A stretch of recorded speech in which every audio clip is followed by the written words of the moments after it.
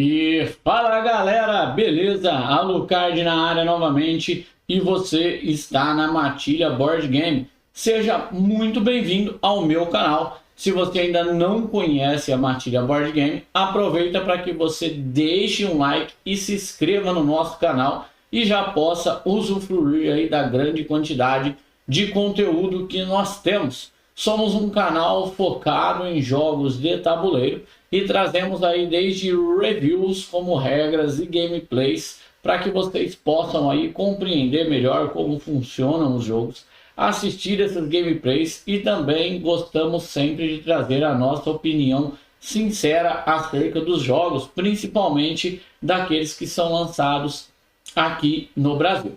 Tá, galera? Nós estamos agora com um novo padrão aí, no qual você pode ser um apoiador do canal da Matilha, fazendo uma doação no valor que você sentir no seu coração. Com certeza essa doação vai nos ajudar a continuar produzindo conteúdo, uma vez que nós não somos aí patrocinados por nenhuma editora, então todos os jogos aqui que são adquiridos para produzir conteúdos acaba aí saindo diretamente do nosso bolso. Então, se você tem esse desejo de colaborar com a nossa criação de conteúdo, você pode aproveitar a barrinha que fica aí embaixo, aí onde você dá o like, desliza ela aí para o lado e você vai ver que lá tem um coraçãozinho com a opção de você fazer uma doação para a galera aqui da Matilha.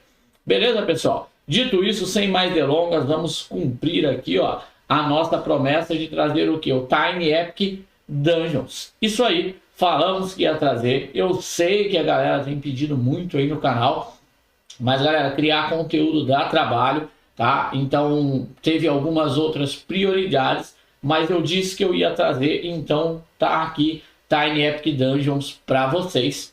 Vou fazer esse vídeo de regra, padrão Matilha, explicando tudo tintim por tintim e depois nós vamos, se Deus quiser, trazer aí uma gameplay mostrando tudo isso aí funcionando. Beleza, galera? Então nós vamos fazer o quê? Vamos trazer as regras aqui padrão Matilha, começando desde o início, tá? Que vai ser o quê? O setup. Vamos começar desde a preparação da partida aqui do Tiny Epic Dungeons, desde destroçar todas as regras a respeito desse jogo. Bom, para que você possa preparar uma partida de Tiny Epic Dungeons, você vai precisar aqui primeiramente encontrar todas essas cartas quadradinhas, que são as cartas que vão compor a sua masmorra. Primeiro você vai encontrar esta carta aqui, que tem esse desenho da escada no canto superior esquerdo, no qual aí você vai posicionar que a entrada, os heróis chegam por essa escada aqui para entrar na masmorra. Então você vai procurar colocar essa escada no centro do seu tabuleiro, porque você vai precisar fazer um grid aqui de 7 por 7 para ir preenchendo a sua masmorra. Depois de você ter localizado a escada, você vai precisar localizar mais uma carta especial, tá? Que vai ser essa carta aqui, que é a Porta do Covil. Você vai poder localizar ela por esse símbolo laranja com o desenho da chave e também por esse símbolo aqui no canto superior esquerdo. Você vai deixar essa carta separadinha aqui, que você vai usar ela daqui a pouco. Agora, pessoal, se você tiver a expansão Histórias, é bom que você localize todas as cartas de local, tá? Que tem aqui o Hzinho lá no canto superior direito e também tem esse símbolo de entrada de masmorra aqui no canto superior esquerdo e separa essas 4 cartas aqui. Vai deixar elas aqui de lado, esperando por enquanto. E você vai localizar todas as cartas de Covil, que tem a cara aqui desse monstrinho no canto superior esquerdo. Tá? O jogo vem aí com 4 cartas de Covil. Você também vai separar essas cartas em montes distintos. E você vai localizar todas as outras cartas que tenham aqui o desenho da masmorra, que são as cartas de locais, que você vai ver que são as que são em maior quantidade. E também vai deixar elas aí em montinhos distintos. E agora você vai começar a montar a sua masmorra. A quantidade de cartas que vai compor a sua masmorra vai depender do número de jogadores que forem jogar. Aqui eu vou simular um setup para 2 jogadores ou uma partida solo que você também vai controlar 2 heróis. Então não muda aí o setup para solo e para 2 jogadores. colocado no centro da mesa a carta da minha entrada aqui da masmorra. Se você tiver a expansão história, a primeira coisa que você vai fazer é separar todas as cartas de história. Você vai embaralhar isso aqui de modo que você não veja, pode pôr a sua mão debaixo da mesa e tal, para você não ficar vendo qual história você vai selecionar. E você vai comprar uma delas se você quiser jogar na dificuldade normal, ou duas delas se você quiser jogar na dificuldade difícil, né? Vou separar aqui, ó, uma delas, simulando que a gente vai jogar na dificuldade normal. As outras histórias vão voltar para a caixa do jogo. E aqui na história, você sempre vai ser instruído a realizar uma preparação. Olha lá, tá vendo? Preparação. Aqui vai falar que é para você localizar a carta de história aqui do poço, né? Por isso que você separou essas 4 cartinhas. Você vai localizar então a carta de história do poço e você vai deixar ela aqui separada, pois a preparação vai instruir você a colocar ela no meio do baralho B. E você vai entender daqui a pouquinho o que vai ser o baralho B. Agora sim você pode pegar as outras cartas da história e juntar aqui com as cartas de local, para que você também possa usufruir delas aqui se elas forem sorteadas na sua masmorra, tá, pessoal? Feito isso, então, se você tiver a expansão história, você vai seguir esses passos. Caso não, você vai ir direto aqui para o passo a seguir que eu vou estar passando para vocês, tá?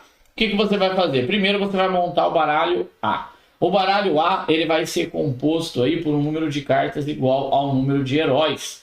Como eu estou simulando aqui uma partida para 2 heróis, eu vou precisar comprar 9 cartas do baralho de locais, tá? O baralho de locais aqui, que é o baralho de salas, na verdade, que o jogo chama, né? É o baralho que tem esse desenho aqui. Eu vou virar ele aqui, então vou embaralhar e vou comprar 9 cartas. 1, 2, 3, 4, 5, 6, 7, 8, 9. Bom, vou separar esse aqui, vou deixar ele aqui em cima, pois ele já é o meu baralho A. Agora eu vou montar o meu baralho B. O baralho B, pessoal, ele é composto da seguinte forma. Você vai comprar aqui para o baralho B uma carta do baralho de encontros, que é essa carta que tem esse monstrinho, e mais 3 cartas do baralho de sala por herói que estiver na partida. Como eu estou simulando uma partida para 2 heróis, então eu vou comprar 2 cartas aqui do baralho dos monstros do Covil e vou comprar então 6 cartas agora aqui do baralho de salas. 1, 2, 3, 4, 5, 6, porque é 3 por herói na partida. Vou juntar essas duas aqui, pessoal, ó, e vou fazer o que agora? Ó, vou embaralhar aqui o meu baralho B, tá, pessoal? O baralho B, note, ó, que eu não misturei ele com o baralho A. Eu estou separando eles aqui, baralho A e baralho B. Se você estiver jogando com a expansão Histórias, agora vai ser o momento de eu fazer a preparação aqui indicada, que ele manda eu dividir o baralho B no meio e colocar na metade superior, posicionar aqui a carta, aqui ó, corte o baralho B do baralho de masmorra e embaralhe aqui o poço na metade superior. Então o que eu vou fazer? Ó? Eu sei que o baralho B tem 8 cartas, então 1, 2, 3, 4, eu sei que é a metade. Vou colocar o poço nele aqui, vou embaralhar, tá, na metade superior e vou devolver sobre o baralho B aqui, sem mexer no conteúdo debaixo dele. Agora eu vou pegar o que? O marcador de missão da história, tá? Que é esse tokenzinho aqui maroto, esse meeple de madeira. E vou fazer o que? Vou deixar ele aqui sobre a missão. E ele vai estar aqui simbolizando para nós que essa missão está aí ativa durante aqui a partida, tá, pessoal? Agora eu vou continuar a preparação aqui dos meus baralhos, montando o terceiro baralho e último deles, que vai ser o baralho C. O baralho C, ele vai ter 3 cartas de sala, tá? 1, 2, 3 cartas. E a carta da entrada do Covil, que é a carta da chavinha que a gente separou. Então nós vamos pegar e embaralhar elas aqui, essas 4 cartas, formando agora o nosso baralho C. Todas as outras cartas de sala, de encontro que sobraram, elas não vão fazer parte da partida, então elas devem retornar aqui para a caixa do jogo. Agora o que eu vou fazer? Eu vou posicionar os meus baralhos em ordem. Vou pegar o baralho A e vou pôr sobre o baralho B sem embaralhar. Vou pegar o baralho B, vou pôr sobre o baralho C sem embaralhar e pronto. O baralho da minha masmorra está montado. Vou deixar o baralho da masmorra separado aqui do lado, tá? E nós vamos poder ir comprando para ir montando aqui a nossa masmorra. Agora nós vamos seguir para o próximo passo do nosso setup. Bom, pessoal, o próximo passo do nosso setup vai ser o quê? Note que a carta de entrada, ela tem saída aqui para os seus 4 lados. Tá vendo essas áreas mais claras que indicam que é possível se movimentar por esses corredores. Então, o que eu vou precisar fazer? Eu vou pegar aqui o meu recém-construído baralho da masmorra, tá? Vou pôr um pouquinho mais para cima e vou posicionar em cada uma dessas entradas aqui, deixando aqui então desta forma o início da nossa dungeon, tá, pessoal? Note que aqui no centro da nossa carta de entrada nós temos essa espécie de pentagrama desenhada aqui, e nós vamos fazer o que então? Nós vamos pegar aqui um dos marcadores de altar, tá? E nós vamos posicionar esse marcador de altar aqui no centro da nossa carta de entrada. É importante também você já separar o número de marcadores de altar igual ao número de jogadores, tá? No caso, nós vamos jogar com 2 heróis. Na verdade, o melhor termo seria igual ao número de heróis, porque se você estiver jogando numa partida solo, você vai controlar 2 heróis. E aí você pode deixar esses marcadores também separados. Agora também, pessoal, você vai localizar aqui o seu tabuleiro da tocha, tá? Note que o tabuleiro da tocha, ele tem 2 lados. Um lado está escrito ato 1 e o outro lado está escrito ato 2. Você vai posicioná-lo então com o ato 1 virado para cima, tá? Em um local que você vai conseguir aí manipular ele de forma mais fácil. Eu vou deixar ele aqui para que ele possa ficar à vista, né? Tirar esses tokens daqui e vou deixar esse tabuleiro aqui de forma que nós possamos enxergar ele. E agora note que esse tabuleiro ele tem aqui alguns espaços para que você possa posicionar goblins, e o jogo também vai vir com alguns goblins, não é? Um goblin de cada cor. Os meus goblins sumiram, tá? Estão aqui. E você vai pegar então cada um desses meeples de goblin e vai posicionar aí cada um deles na sua respectiva posição, tá? Colocando cada um deles aqui na sua respectiva posição, e depois você vai encontrar o meeple da tocha e você vai posicionar o meeple da tocha no espaço. Vamos dar um zoom aqui.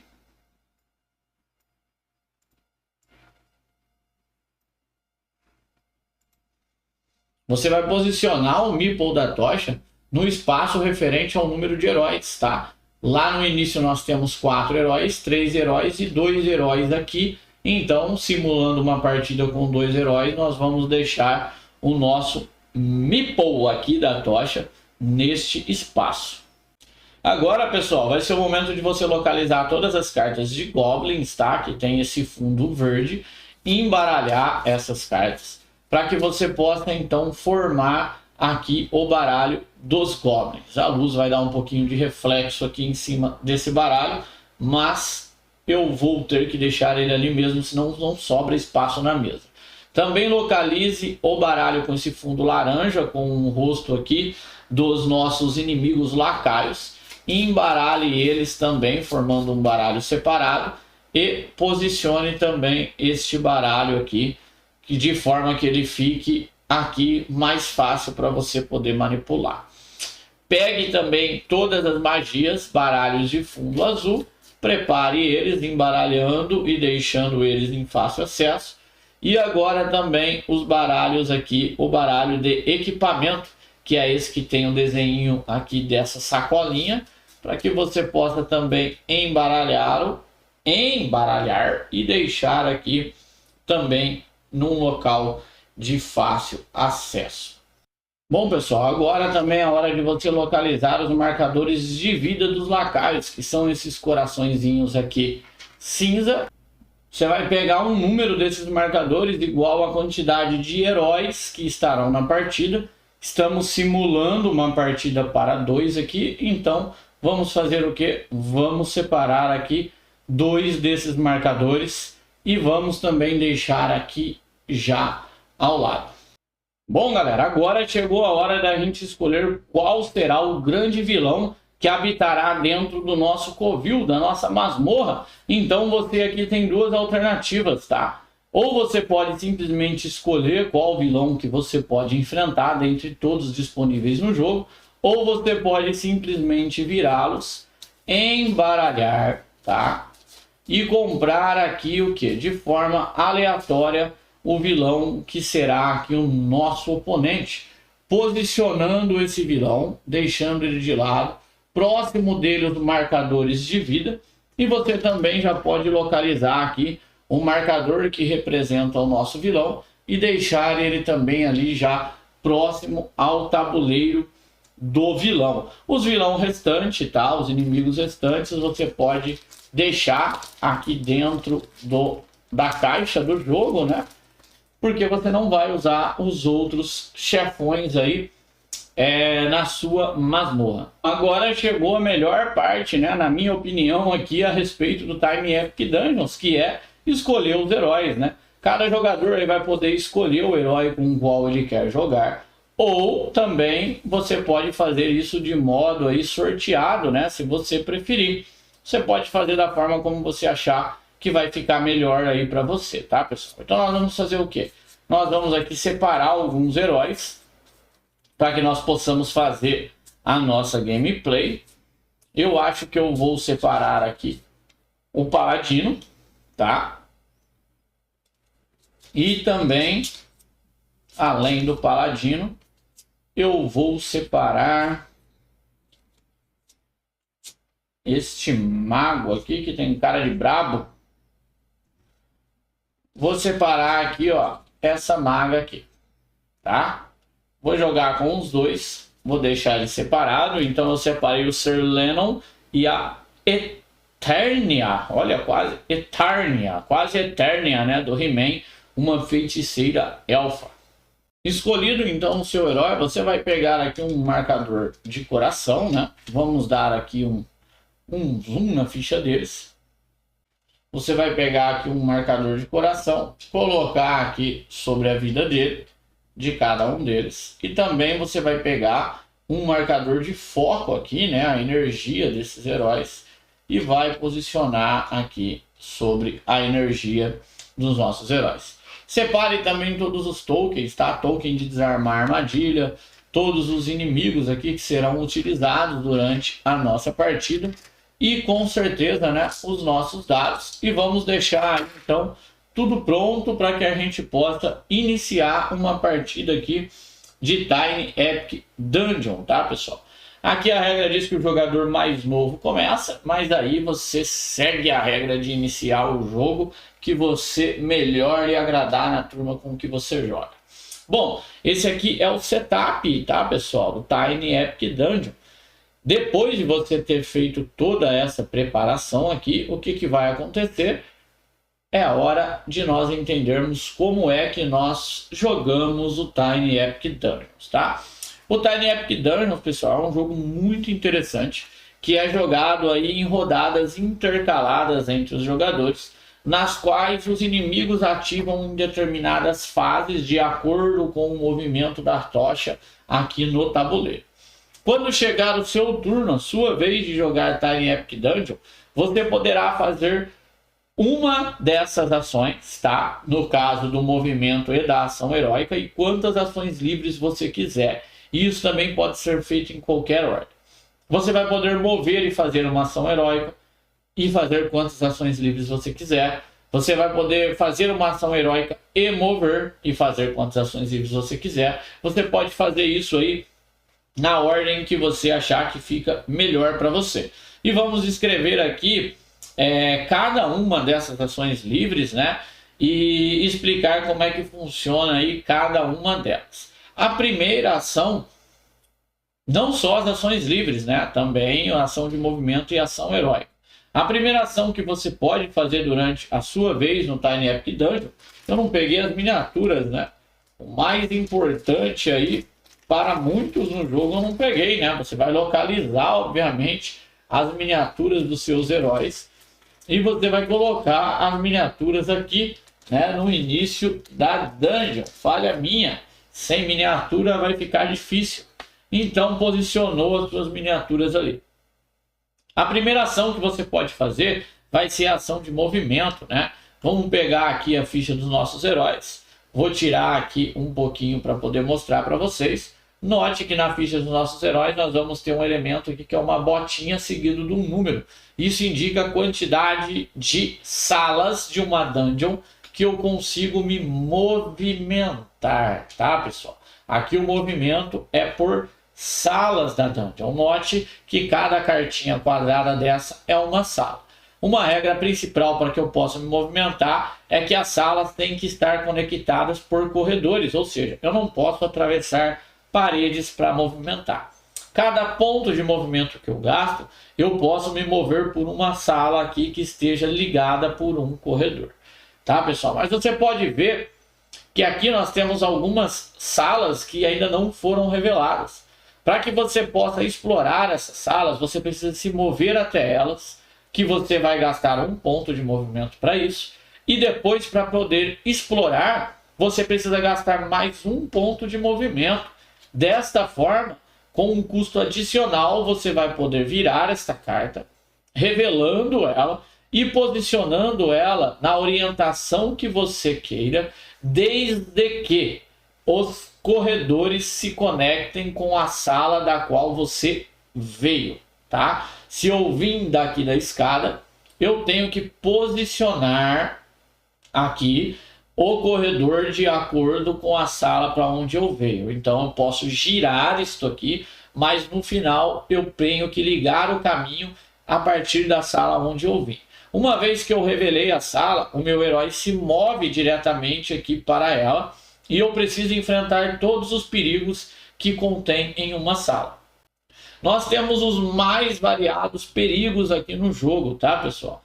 Por exemplo, essa sala que eu acabei de revelar aqui, ela é uma sala de armadilha. Ela tem essa exclamação vermelha e diz que assim que eu entro, eu preciso fazer um teste, tá? O teste tem uma interrogação porque pode ser o atributo que eu quiser escolher e a dificuldade desse teste é 7. E o xizinho aqui indica o que vai acontecer comigo se eu falhar nesse teste. Então, logo que eu revelo essa sala, eu vou precisar fazer esse teste. E como é que eu faço um teste?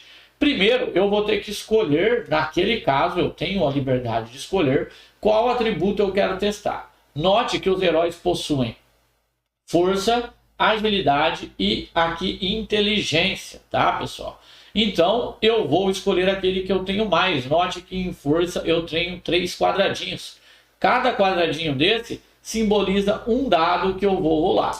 Se eu tenho 3, quer dizer que eu vou fazer esse teste com 3 dados. Note que eu nunca posso rolar mais que 3 dados e nunca vou rolar menos que um dado, independente de qual seja os bônus ou penalidades que eu vou receber, tá? Então, imagine que o nosso clérigo Sir Lennon entrou nessa sala cheia de teias de aranha e precisa agora fazer um teste de força para que ele consiga se soltar dessa teia. A sala nos informa aqui que a dificuldade é 7. Portanto, eu vou fazer uma rolagem aqui utilizando os 3 dados, tá, pessoal? E o meu número-alvo é 7 ou mais. Olha lá. Uma vez rolado aqui os meus dados, note que eu tirei alguns valores interessantes. Vou pegar aqui para mostrar para vocês bem de pertinho. Olha, eu tirei um 3, um mais 2 e um mais 1. Antes de mais nada, eu preciso escolher qual vai ser o dado que vai ser o meu dado base, o dado que vai ser o meu resultado. Nesse caso, eu vou escolher o 3. Então, eu tenho 3. E agora eu tirei dois dados que eles têm um mais na frente. Isso quer dizer que eu posso somar esses valores ao meu resultado base. Então eu tenho 3. Se eu somar esse valor a mais 3, eu vou ter um total de 6. 6 não é o suficiente para eu passar nesse teste que tinha dificuldade 7. Portanto, nessa situação, Sir Lennon levaria 2 pontos de dano aqui na tentativa frustrada de se soltar das teias de aranha e acabaria se machucando por isso. Mas note que todos os heróis têm uma ação disponível aqui, ó, que é essa ação laranjinha. Toda vez que você encontrar uma ação laranja, indica que ela é uma ação livre, que ao custo de 2 de foco, eu posso subir um dado em um valor ou abaixar um dado em um valor. E eu posso fazer isso quantas vezes eu tiver energia para pagar. Então, pessoal, olha aqui que interessante. Sir Lennon está com bastante energia aqui, então eu poderia pagar 2 de energia para o Sir Lennon, para pegar o meu número base, que é o 3, e subir ele em um valor aqui para 4. Olha lá, pagando 2 pontos de energia. Agora, somando os outros 3 que eu tirei, eu teria 7, e dessa forma eu poderia passar no teste aqui e não sofrer o dano da teia de aranha. Outra coisa importante a respeito de um teste, vamos imaginar aqui que o meu resultado tenha sido esse aqui, pessoal, ó. Peguei um resultado hipotético aqui, ó. 6 mais 1 e mais 1. E eu estou fazendo um teste de dificuldade 7. Somente com o 6 e o mais 1 eu já passaria 7. Esse dado aqui, que sobrou e eu não usei para o teste, eu posso ganhar uma quantidade de foco igual está descrito abaixo do dado se eu não utilizei ele no teste. Então aqui, depois de ter resolvido o meu teste, ter feito aqui, escapado da teia de aranha, eu poderia então recuperar 2 focos do meu personagem aqui, voltando aqui para 5 de foco, caso eu já tivesse gasto.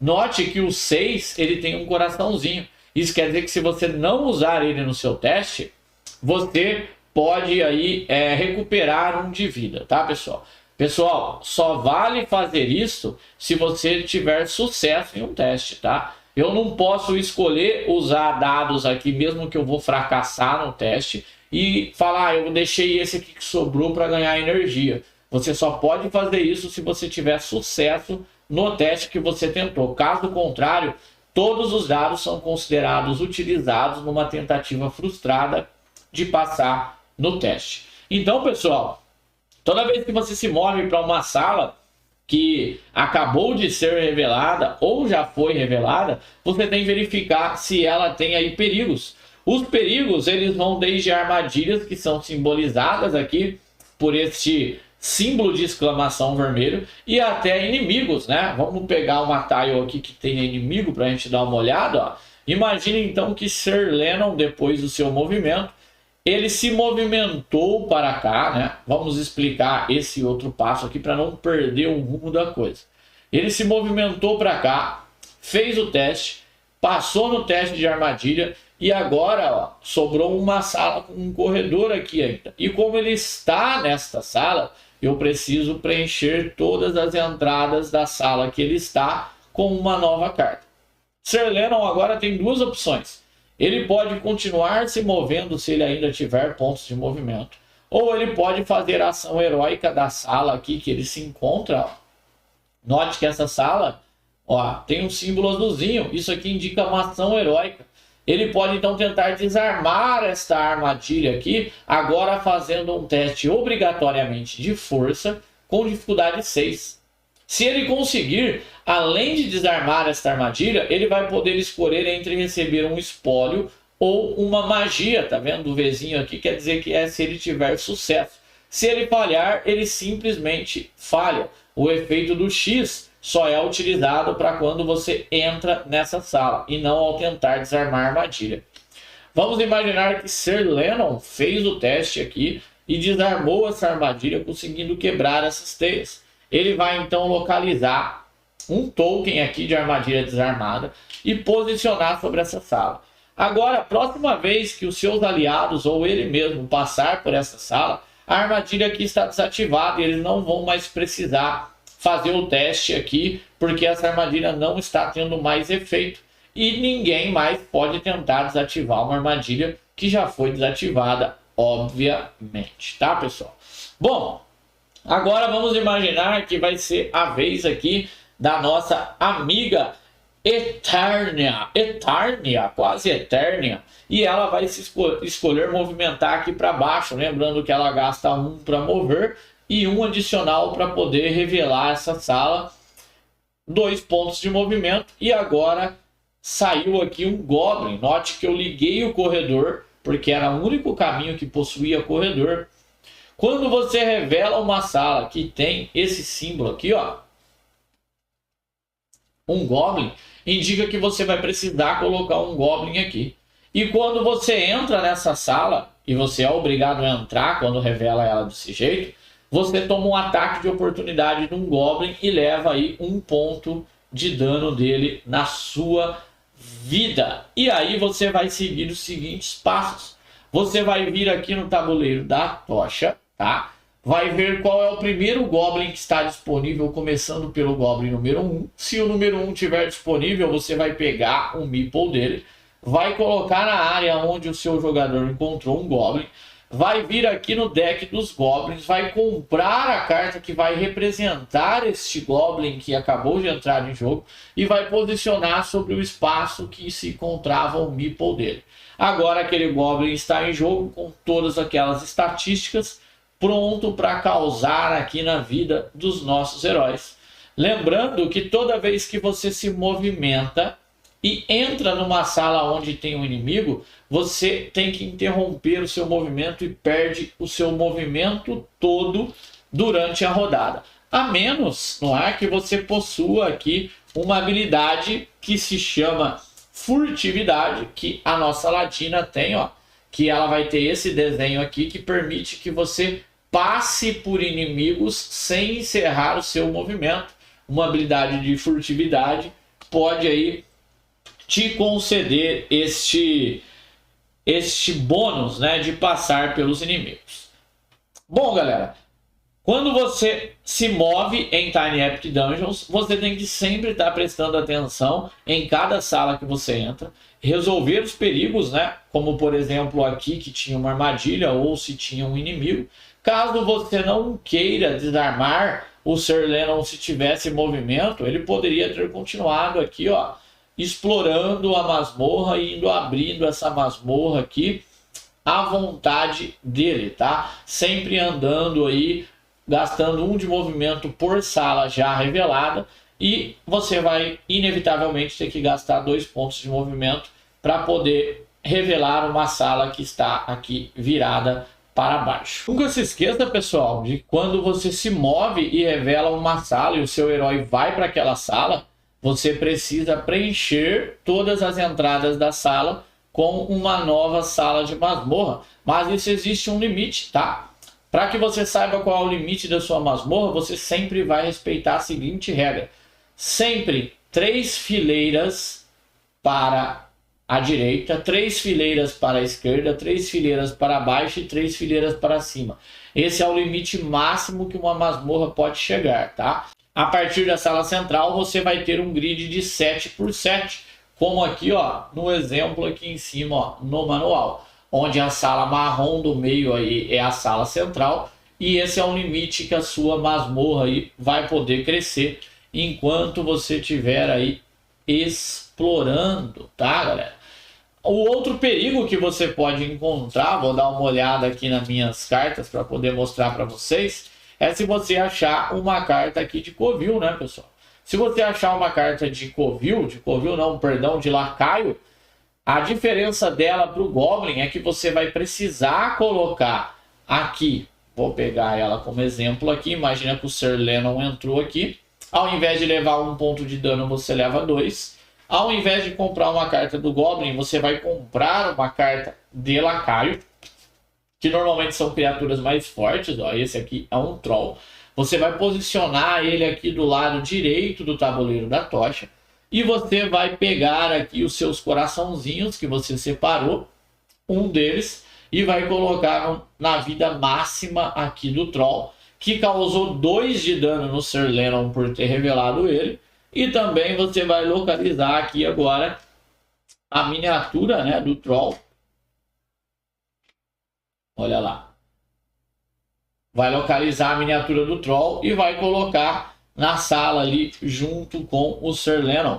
Bom, pessoal, ação de movimento. Você pode passar por heróis que estejam na mesma sala que você. Não há limite de quantidade de heróis e inimigos que estejam numa sala, mas você não pode passar por inimigos, tá? A menos que você tenha furtividade. Toda vez que você entrar numa sala onde tem um inimigo, você perde todos os seus pontos de movimentos restantes. Essa é a ação de mover. E agora vamos falar sobre as ações heróicas. As ações heróicas, normalmente, elas vão ser simbolizadas por um símbolo azul, como essa daqui, ó, que tem aqui, ó, uma espada. Essa daqui que tem uma mãozinha que indica uma magia.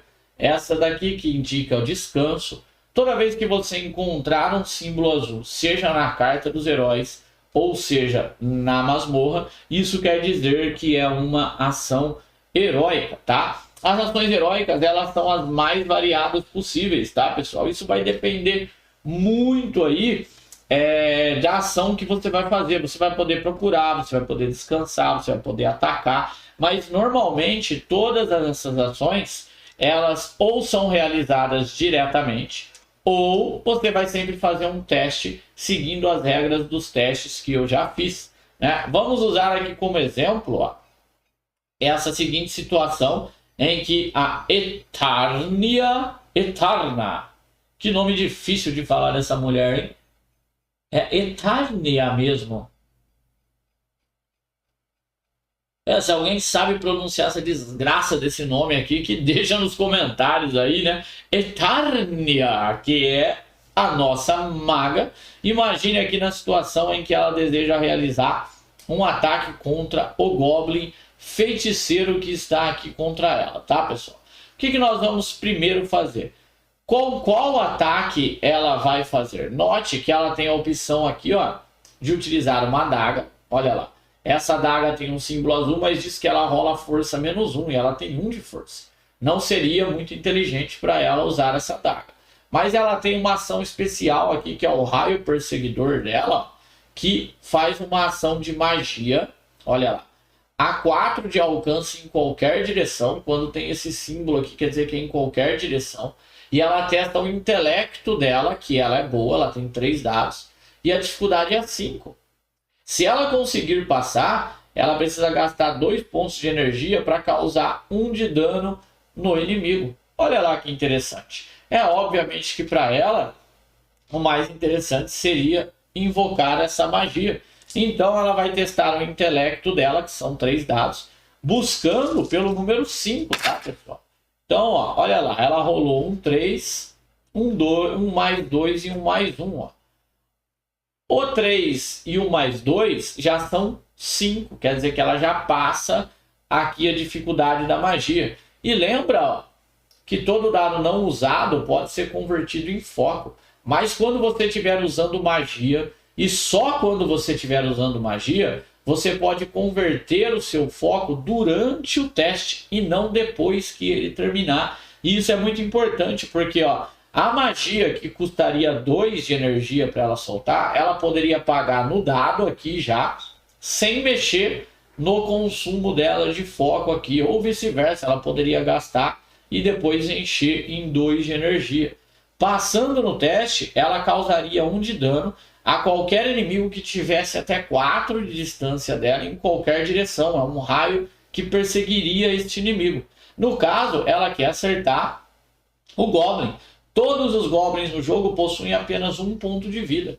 Então 1 ponto de vida é o suficiente para matá-lo. E note que a magia, ela ignora a armadura. O Goblin tem 5 de armadura.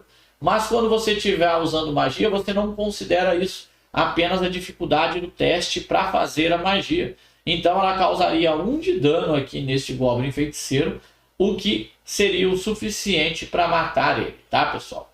Primeira coisa, se ela não tivesse matado ele, e eu deveria ter feito isso, eu deveria ter rolado o dado vermelho junto, tá? Aqui, ó. Deveria ter rolado os dados todos de uma vez. E imagine que eu fui muito mal aqui no meu teste e não consegui passar na magia. Isso vai ter uma consequência. E essa consequência vai ser de acordo com o número que eu tirar nesse dado, tá? Olha aqui. Aqui diz que esse inimigo contra-ataca qualquer ataque, seja corpo a corpo, à distância ou mágico, com +1 por Goblin que esteja na masmorra. Como só tem um Goblin na masmorra, ele causaria 1 mais o número que eu tirei no dado. Imagine se eu tivesse tirado 3, ele me contra-atacaria com 4 pontos de dano. Logo, pessoal, eu tenho 3 de armadura. 4 menos 3 passaria 1, eu levaria 1 de dano de contra-ataque desse Goblin.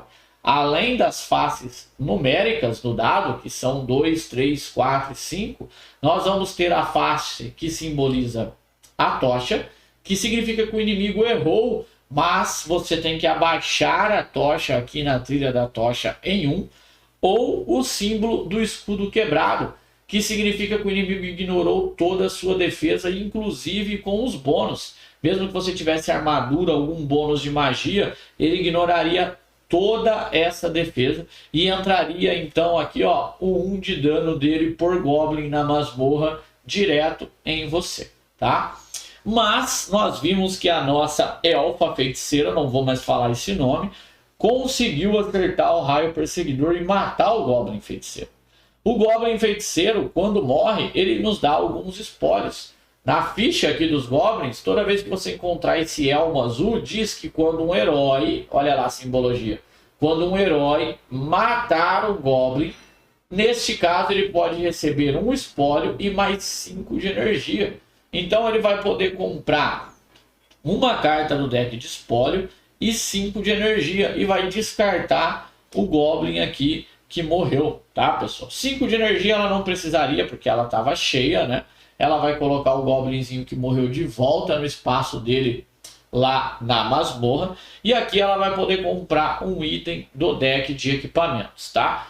Comprando o item do deck de equipamentos, ela tem duas opções. Ela pode ficar com o item para ela, ou se o item não for interessante, ela deixa o item aqui numa pilha, que é uma pilha de descarte, mas todos os jogadores têm acesso a pegar esses itens que ficam na pilha de descarte disponível aqui durante a partida, tá, pessoal? Então todo inimigo vai deixar um espólio, dá uma olhada na cartinha, que lá na cartinha dele vai estar escrito aí qual que vai ser o espólio que ele vai deixar.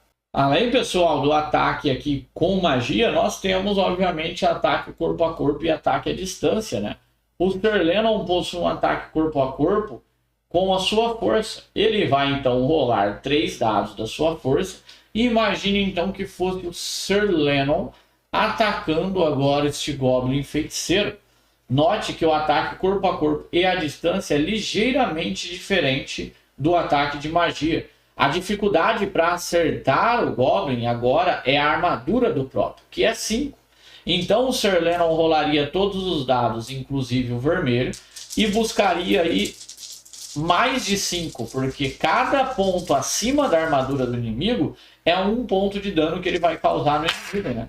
Então olha lá, eu tirei aqui, ó, 2 número 6 e também um mais 1, né? Eu tenho que escolher um dado como base, então seria o número 6. Aqui que é o suficiente para quê? Para causar 1 de dano no Goblin. Quer dizer que 6 menos 5, 1 de dano, ele já morreria. E eu ainda poderia pegar 2 focos com esse dado que sobrou e encher aqui 1 da vida do Sir Lennon. Note novamente que se meu ataque não tivesse matado, eu teria aqui o dado do contra-ataque do Goblin. Os inimigos, pessoal, eles sempre contra-atacam se eles estiverem em 2 condições, tá? Na mesma sala de quem o atacou ou com linha de visão. Olha que interessante. Vamos dar um zoom aqui para explicar essa regrinha aqui também, que é bem interessante. Note que a elfa feiticeira, a magia dela alcança 4 de distância em qualquer direção, ou seja, contando por passagens das salas. mas ela não tem visão para o Goblin, nem o Goblin tem visão para ela. Nesse caso, o Goblin teria visão para o Sir Lennon, porque eles estão num corredor em linha reta. Mas ele não tem visão para a Elfa e a Elfa não tem visão para o Goblin. Mas a magia da Elfa permite que ela atinja o Goblin sem ter visão. E caso ela não tivesse conseguido matar o Goblin não poderia contra-atacar ela porque ele não tem visão para ela. Então é uma regra muito importante, tá? Se o inimigo não tiver linha de visão para você, ele não pode te contra-atacar. Tá? Lembrando que você só vai conseguir fazer isso aí, na maioria dos casos, com magia, tá, galera? Porque ataques à distância, normalmente eles precisam ser feitos em linha reta, ou seja, com linha de visão. Tá? O ataque à distância funciona exatamente como o ataque corpo a corpo. A única diferença é que vai ter um range, um alcance, tem que ser em linha reta e ele não pode ser realizado na mesma sala que você estiver com o inimigo. Se o Sir Lennon só tivesse ataques à distância, ele não poderia atacar o Goblin com esse ataque, porque eles estão na mesma sala.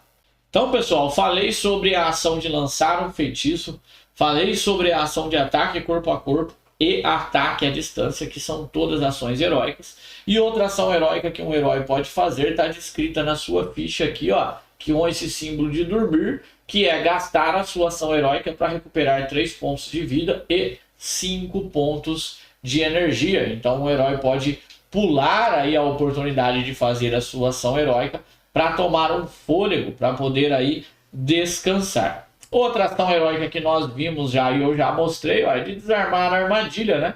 Encontrou o símbolo azulzinho, é ação heróica. Você tem a opção aí de poder desarmar a armadilha. Lembre-se sempre antes que você precisa enfrentar primeiro o perigo da sala, tá? Alguns inimigos, pessoal, eles possuem modificadores quando eles recebem determinados tipos de ataque. Isso vai se aplicar na maioria das vezes aos lacaios e aos chefões, ó. Vou pegar aqui o elemental de fogo como exemplo. Note que aqui, ó, tá mostrando que se ele for atacado, perdão, com um ataque corpo a corpo, ele vai somar mais 4 no valor que ele tirar aqui no dado de contra-ataque. Agora, se ele for atacado com um ataque à distância ou com um lançar feitiço, ele vai somar mais 2 ao dado que ele tirar aqui no contra-ataque. Então é muito mais vantajoso você atacar um elemental de fogo de longe, porque de perto você pode se queimar e levar aí mais dano dele. Falando em levar dano, toda vez que um herói recebe dano, ele vai descendo aqui a trilha da sua vida. Caso um herói chegue a 0 de vida, você vai precisar derrubar a miniatura deste herói e ele vai ser considerado aí inconsciente até que chegue a próxima vez dele. Caso antes de chegar a vez desse herói ele receba a cura de algum outro jogador, ele vai poder encher os pontos de vida e se tornar consciente sem sofrer as penalidades de estar inconsciente. Mas se ninguém fizer isso e chegou a vez da maga e ela está inconsciente, a única coisa que ela vai poder fazer no turno dela é, primeiro, obrigatoriamente fazer uma ação de descansar. Então ela vai levantar a miniatura, recuperar 3 pontos de vida e recuperar 5 pontos de energia. Depois disso, ela vai poder apenas se movimentar. Não pode fazer ação livre e não pode fazer ação heróica. Vai poder usar apenas aí os seus pontos de movimento, tá, pessoal? Essa é a consequência aí de você estar inconsciente, tá, galera? Bom, outra ação aí importantíssima no jogo são as ações livres. É isso mesmo. Toda vez que você encontrar uma ação que esteja aí com um fundo laranja, como esta daqui, ela é considerada uma ação livre. Uma ação livre pode ser feita no meio do seu movimento, ou seja, você não interrompe seu movimento. Eu poderia andar 1, 2, realizar esta ação livre e continuar no movimento aqui para outro local. As ações livres, pessoal, são as mais variadas possíveis e elas vão estar descritas aí no apêndice aqui no finalzinho, né, explicando aqui o que cada uma delas faz, tá? Então basta você estar lendo aí esse apêndice e vendo os detalhes aí dessas ações livres que elas funcionam de modo ligeiramente iguais aqui às ações que nós já explicamos. A diferença é que elas não têm limite. O limite vai ser se elas tiverem algum custo, enquanto você tiver custo para pagar, e que normalmente uma hora vai se esgotar e você não vai mais poder fazer essas ações, tá? Depois, pessoal, que um jogador tiver feito todo o seu turno, ou não tiver escolhido simplesmente passar a sua vez, obrigatoriamente, antes do próximo jogador jogar, você vai precisar, antes do próximo jogador jogar, você precisa descer a tocha aqui, ó, em um espaço. E cada vez que a tocha se movimenta, pessoal, tem uma série de símbolos aqui no tabuleiro de tocha que precisam ser explicados para que você entenda o que acontece quando a tocha atinge cada um deles. O primeiro que eu vou mostrar aqui vai ser esse desenho do Goblin, tá? Abaixo dele uma escada. Toda vez que a tocha descer para esse espaço, tá, pessoal? Preste bem atenção, toda vez que a tocha descer, vai acontecer momentos que a tocha vai voltar, você vai ganhar tochas. Então você não vai ativar nenhum símbolo quando você estiver voltando a sua tocha. Mas quando ela estiver descendo, você tem que reativar cada símbolo por qual ela desça. Então toda vez que a tocha chegar num espaço que tem um desenho de um Goblin aqui e uma escadinha, você precisa fazer aparecer um Goblin na masmorra. Pegando aqui, né, o Goblin correspondente, né, em ordem, e você vai colocar ele na entrada, por isso tem o símbolo da escadinha, tá? Sempre vai chegar na carta de entrada, fazendo o processo normal aí de aparecimento de Goblin, comprando a carta e colocando na posição. Pessoal, atente-se uma coisa, se por qualquer motivo aqui no jogo, você precisar colocar um Goblin e os 4 Goblins já estiver na masmorra, e o 5º Goblin precisar entrar, você perde o jogo automaticamente. Ou seja, precisa matar os Goblins, senão você perde o jogo se o 5º Goblin precisar entrar na masmorra e os 4 já estiverem lá. Vamos continuar com a nossa tocha aqui. O próximo símbolo que você vai encontrar aqui no tabuleiro da tocha vai ser essa carinha no escuro aqui. Essa carinha no escuro diz que é a vez de todos os inimigos que estejam no tabuleiro serem ativados, pessoal. Isso aí, e cada um deles irá ativar de acordo com as ações aqui, ó, que tem o mesmo símbolo. Olha lá, no caso desse Goblin esfaqueador, ou ele anda ou ele ataca. Toda vez que você encontrar esse símbolo separado por barras, ou ele faz um ou ele faz outro. Como funciona essa ativação? Primeira coisa é você verificar, ó, se ele está na sala de um herói, tá? No caso aqui, se ele estivesse na escada, ele não está. Então ele não pode atacar, porque ele ataca corpo a corpo. Esse símbolo aqui, ó, indica que ele ataca alguém na mesma sala que ele, tá? Isso aí tudo você vai poder ver na simbologia aqui do manual, que é o que eu considero que é a parte mais difícil da curva de aprendizado desse jogo. Então, ele teria que atacar alguém na sala dele. Não tem. Então, se ele não pode atacar, ele vai andar. Quanto? A quantidade de movimento da botinha dele. Em direção a quem? O herói mais próximo. Se houver ambiguidade, como no caso, todos estão à mesma distância, o herói ativo escolhe. Ele viria então aqui para cima do Sir Lennon. Mas vamos imaginar então que esse Goblin ativou e ele já estava na sala do Sir Lennon. Então ele vai primeiro atacar. E como ele vai atacar? Ele vai causar lá 1 de dano por Goblin na masmorra, pessoal. Se tivesse os 4 Goblin aqui, o Sir Lennon já levaria 4 de dano direto. Esse dano que vem da ação aqui dos inimigos, tá? É diferente do contra-ataque, ele não subtrai a armadura do herói. Entra a quantidade de dano direto. Então é muito perigoso você ficar deixando aí os Goblins ficando perambulando pela masmorra. A ativação dos Goblins, pessoal, sempre vai ser primeiro os Goblins, tá? Em ordem, tá? Ou seja, do Goblin número 1 até o Goblin número 4, de acordo com todos os Goblins que estejam na masmorra, e depois todos os lacaios que estiverem na masmorra e depois os chefes, tá? Note que os lacaios, normalmente, eles andam e atacam. Anda e mais o ataque, tá? Eles não só andam ou atacam. Então tome muito cuidado. No caso do Elemental de Fogo, ele anda e ataca todos os heróis que estejam até 3 de distância dele, causando 2 de dano. Bota fogo em todo mundo, tá? Então, você toda vez que se deparar com o simbolinho aqui no tabuleiro da tocha, que é o símbolo da vez dos inimigos, você vai resolver esse símbolo para cada inimigo que esteja na masmorra, incluindo o chefão, que já já nós vamos mostrar. Bom, o outro símbolo aqui que vai estar na tocha vai ser a caveira, tá, pessoal? Eu vou falar uma coisa. Chegou aqui, ó, no símbolo da caveira, notícia triste. Tu perdeu o jogo. É isso aí. Se você chegar no símbolo da caveira, acabou o jogo para você. A sua tocha se apagou e você morreu lá dentro da dungeon, tá? Outros elementos importantes aqui do tabuleiro da tocha, tá, pessoal?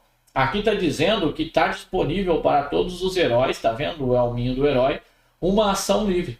Essa ação livre tem como custo que você abaixe a tocha em 1, mas você pode revelar todas as salas que estiverem conectadas por um corredor, a sala que você esteja, até no máximo de 4. E olha porque isso aqui é muito legal. Vou explicar para vocês aqui, ó. Imagina essa situação aqui, ó. Logo no começo do jogo. Sir Lennon poderia escolher abaixar a tocha em 1 para usar este poder e automaticamente, ó, revelar o conteúdo de todas as 4 salas que estariam aqui conectadas a ele. Olha lá, pessoal. Ao custo de uma tocha, que às vezes pode não conseguir fazer isso, mas às vezes pode ser lucrativo, ele revelou todas as salas sem a necessidade de entrar em nenhuma delas. E 2 delas, ó, revelaram goblins. Eu colocaria 2 goblins em jogo, mas eu não precisaria levar o dano deles, porque eu não precisei entrar na sala deles para revelar eles. Eles não me pegaram de surpresa. Eu também não precisaria fazer o teste dessa armadilha, porque eu não precisei entrar nela ainda. Então eu consigo visualizar a masmorra para que antes eu possa escolher para onde eu vou, né? E interessante que se você fizer isso e achar um lacaio, você também não levaria 2 de dano direto dele, né? Algo muito importante. Outra informação importante no tabuleiro da tocha é este lado aqui, ó. Tá vendo que ele tem um desenho do lacaio? Toda vez que você compra um lacaio, como eu falei, você coloca ele aqui, ó. E você vai pôr a vida do lacaio. Toda vez que você vai dando dano no lacaio, você vai baixando a vida dele. Quando você tirar toda a vida do lacaio, você tem a sua recompensa, ó. A tocha volta 6 espaços para cima. E você pode escolher em qualquer combinação 2 espólios e 2 magias, ou 1 de cada, do modo que você quiser. E além disso, você vai pegar o coração do lacaio que você acabou de matar e você vai posicionar esse coração aqui no tabuleiro do chefão, né, que vai nos mostrar aqui, ó, olha lá, que agora vai estar faltando, ó, só mais um coração para que eu possa estar pronto para entrar no covil do chefe. Se eu estiver jogando em 1 ou 2 jogadores, eu preciso de 2 coração. Em 3 jogadores, 3 coração. Em 4 jogadores, 4 corações, para poder acessar o covil do chefão e enfrentar este cara, tá, pessoal? Então, essas aqui são todas as ações do tabuleiro aqui da tocha. Vamos falar agora aqui, pessoal, um pouquinho sobre uma parte, né, muito massa do Dungeon Crawler, que são os equipamentos e as magias, né? Lembra que eu falei que conforme você vai comprando os equipamentos e as magias, você pode deixar esses equipamentos e essas magias aqui no descarte caso você não queira, ou você pode equipar elas caso você queira, tá? Qual é o limite então de coisas que eu posso levar? Ó, eu tenho 2 mãos, tá vendo que tem um simbolinho das minhas mãos, então eu posso ter 2 mãos. Eu posso ter uma armadura, olha o desenho da armadura, e eu posso levar até 2 magias e 2 acessórios. Esse é o limite de coisas que eu posso carregar. Uma coisa muito importante. Toda vez que eu coloco uma carta sobre uma habilidade já existente minha, note que aqui ela tem a adaga, ó, tá vendo? Se eu pegar aqui uma outra arma, deixa eu ver se eu acho aqui, olha lá. Se eu pegar uma outra arma e colocar aqui, vamos dar um zoom.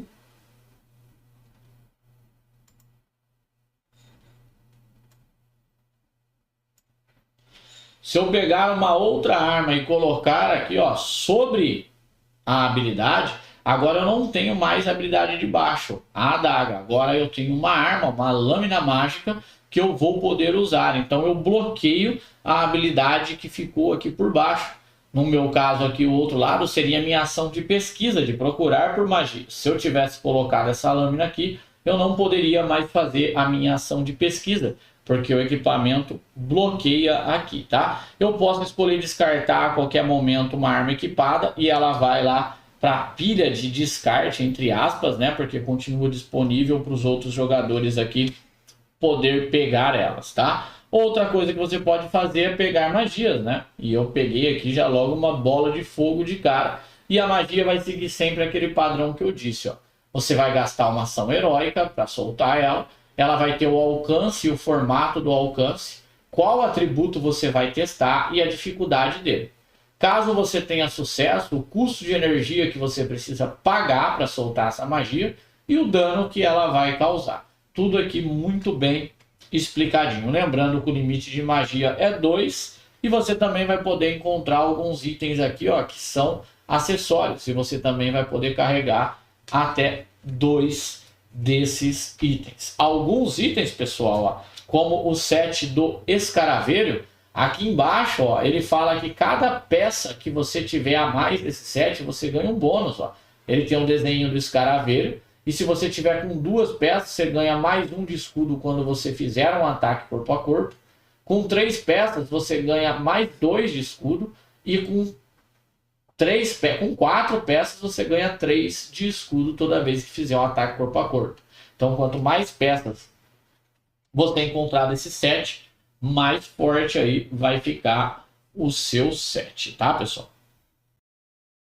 Bom, pessoal, uma vez que você já tenha explorado sua masmorra a ponto de ter encontrado os 2 covios dos lacaios, e ter derrotado esses lacaios, e essa quantidade vai variar de acordo com o número de jogadores, preenchido a quantidade de corações ali, se você já tiver encontrado a porta do covil, você vai poder então, com um herói na sala da porta do covil, realizar uma ação livre gastando 1 ponto de movimento para entrar aqui na batalha contra o chefão. O que você vai fazer? Quando você gastar essa ação livre e esse ponto de movimento, você vai retirar os corações que vão estar aqui sobre a ficha do chefe. Você vai virar ele e a partir daí, então, você vai ter aqui o covil do chefe. Essa carta toda aqui, ela é o covil do chefe, tá? E eu vou por ela aqui. Uma vez que você revelou o covil do chefe, você vai pegar a quantidade de coração que está em jogo e você vai colocar todos eles sobre a vida máxima aqui do chefe, tá? 2 jogadores, nós vamos ter 2 coração. Quer dizer que esse chefe tem 2 vezes a quantidade de vida aqui. No caso 8, ele tem 16. Outra coisa, você vai pegar o marcador do chefe e você vai colocar aqui para simbolizar que ele está dentro do covil. O herói que entrou no covil gastando 1 ponto de movimento vai entrar pelo local do covil que tem a seta preta. Cada um desses locais tem um efeito diferente caso você termine seu movimento lá. Então, Sir Lennon tem 3 pontos de movimento e ele já gastou 1 para entrar. Ele poderia gastar 2 para andar em ordem, sempre seguindo as setinhas que tem aqui na cartinha, tá? E depois 3 para vir para cá. Se ele parasse aqui, ele ganharia mais 2 ao fazer um teste de intelecto. Se ele tivesse parado no de trás, ele perderia 1 de fora, tá? Os jogadores, quando se movimentam pelo covil, eles podem passar um pelo outro, mas nunca terminar no mesmo espaço que outro jogador. Note que se Sir Lennon tivesse entrado e tivesse apenas 1 ponto de movimento e parado aqui na porta, outro jogador com apenas 1 ponto de movimento não poderia adentrar o covil, porque não poderia parar no mesmo espaço que Sir Lennon. Ele precisaria de 2 pontos de movimento no máximo para entrar aqui. Outra regra importante de dentro do Covil é que aqui todos os inimigos são considerados no mesmo local, tendo linha de visão todos para todo mundo e podendo todo mundo atacar todo mundo aqui no Everybody Together, tá? Todo mundo junto, descendo a lenha aqui no inimigo, tá, pessoal?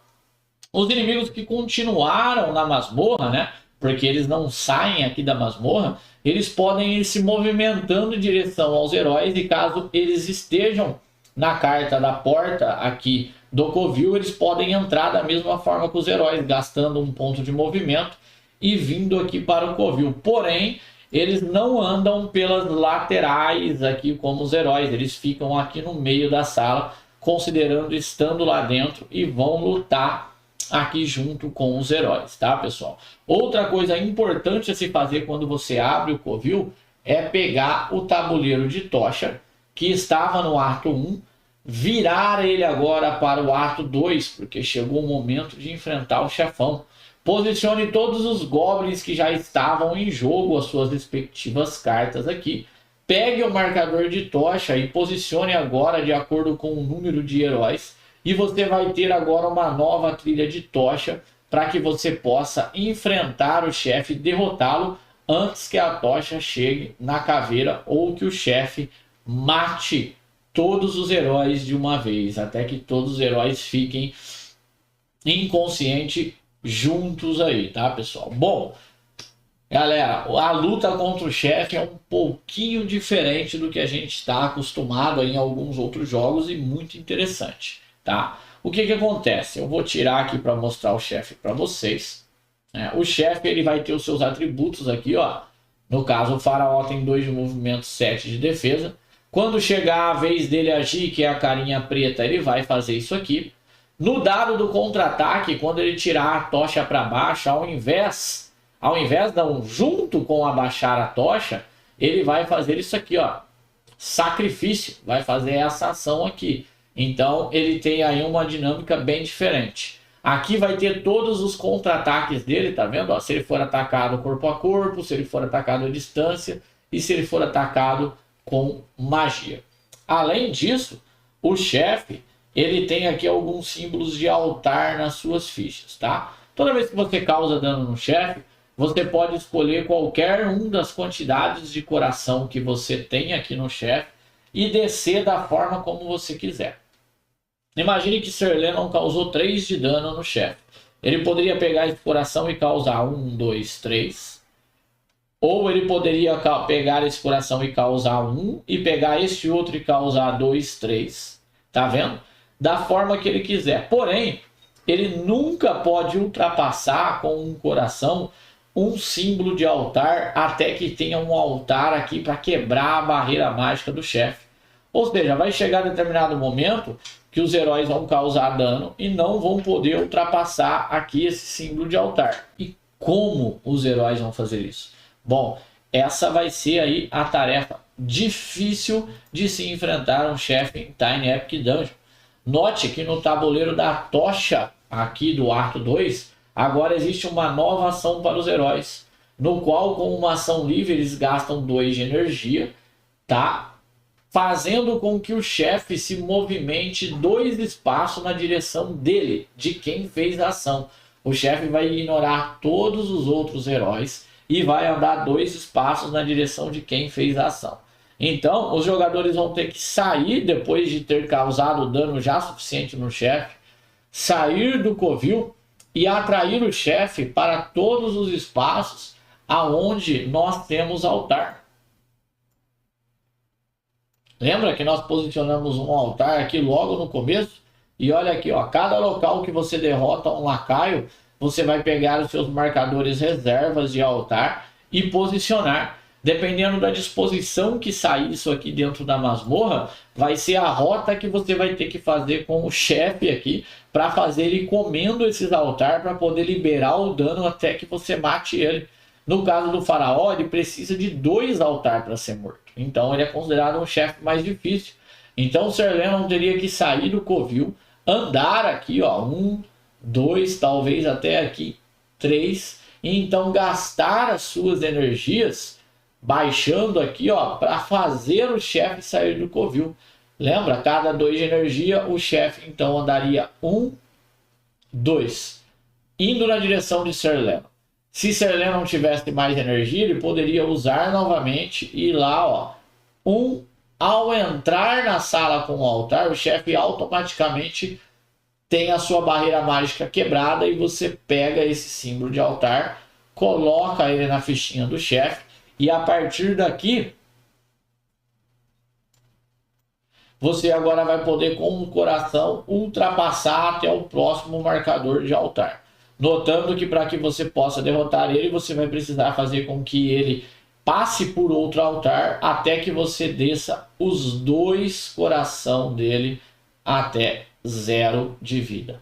Ou 3 se você estiver jogando em 3 jogadores, ou 4 se você estiver jogando em 4 jogadores, tá, pessoal? Então, a batalha contra o chefe é muito, muito, muito interessante, tá? Muito legal, tem uma dinâmica bem bacana, tá, pessoal? Pessoal, essas aqui são todas as regras, tá? Do Tiny Epic Dungeons. Com certeza aí tem algumas outras regras, mas estão todas ligadas ao que? A essa simbologia aqui, tá, pessoal? O jogo ele tem muita simbologia. Lógico que não tem como eu explicar todas elas, né? Para isso a gente tem um guia aqui para que você possa estar consultando aí cada uma delas e vendo o que cada uma delas faz. Eu espero que vocês tenham conseguido compreender aí a regra do Tiny Epic Dungeons.